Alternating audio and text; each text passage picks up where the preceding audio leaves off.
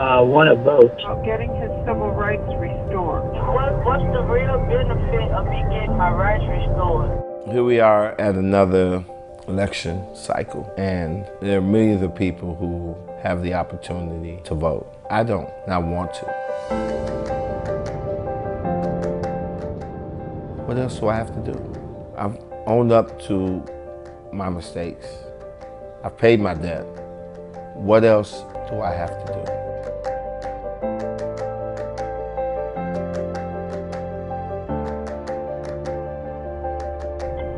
Hello? Hello, is this Desmond Meade?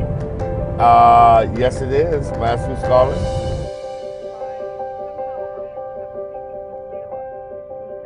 You're the person who might be able to answer my question. Yes. I'm on the ground every single day. Voting is like the key. Meeting real people, hearing real stories. So I'm not an analyst locked up in a room punching inputs on the computer. I'm behind you 100%. I'm talking about real life, flesh and blood, conversations with people, and me, myself, being personally impacted. Oh, you're so amazing. I'm currently really trying to energize a base of people, a group of people who have been shut out of the electoral process for so long. To just keep them engaged as we're building their leadership capacity. And with a state the size of Florida, that means that's a lot of moving around, trying to get a hold of these people or having conversations. You have that letter? Yeah. Can I come by now and see it? Yeah. There's a requirement that a person seeking to have their rights restored obtain certain court documents, and that can be so confusing. So I would meet with these individuals and I would go over their documents. Let me take a look and see what you have here. People would ask me all the time is, well, Desmond, why don't you move to another state, you know? And every time they tell me that, I go back to the times of slavery, when all a slave had to do was cross an imaginary line for freedom. And I think in 2016, no American citizen, no matter what their color is, no matter what their political preference may be, should have to escape a state in order to experience what being a full citizen is all about. I think that what's going on in Florida is an embarrassment to our democracy.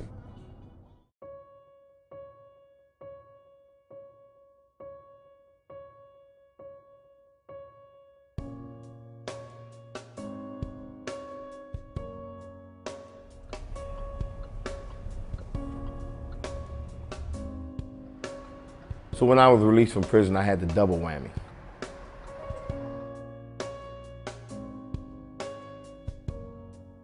Not only did I have to deal with the already erected obstacles, I had the burden of being a drug addict. Those two things coupled together ensured that, I would end up being homeless. One minute you're clean and sober, and then you relapse and start using drugs again, and then you're worse off than when you were before. One day I was walking, and as I was approaching railroad tracks, I stopped and I could not cross. And I was going back and forth about whether or not I would die instantly or I had to go through moments of agonizing pain. All I knew when I stood there was that I was a broken man. I crossed those tracks. I just took that feeling with me, and I walked a couple blocks further, and there was a place where I could check in the drug treatment. And I stopped and asked myself, how many people would come to my funeral if I would have died that day? And the answer was 0. And that was a lonely feeling. This will always be a special spot for me, till the day I die. Because when I crossed those tracks, I think that's when my life was transformed. I stepped into a new beginning.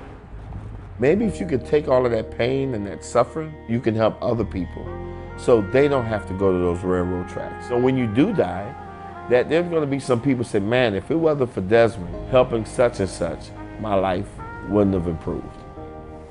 It's my extreme pleasure to There's no other race of people to where you have the young men and women dying every single day, getting locked up every single day, getting convicted every single day, getting stripped of their right to vote every single day, and we go on as business as usual. There's no other race of people that go through this. If it was okay for you not to vote, then why are they trying so hard to make sure that you don't? Why? Thank you for your time. I feel compelled to answer that call to make those trips. That's right. There is a deep-seated obligation. I think it's a moral obligation that whenever there's someone in need and if you have the ability to help, you go out there and you help. Text me the address. I'll be there in an hour.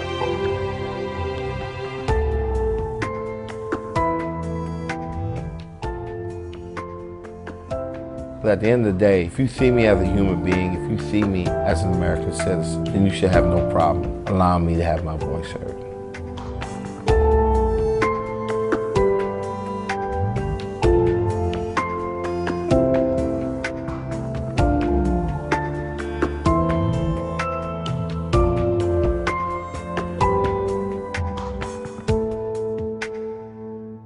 Hey, NBC News fans, thanks for checking out our YouTube channel. Subscribe by clicking on that button down here and click on any of the videos over here to watch the latest interviews, show highlights, and digital exclusives.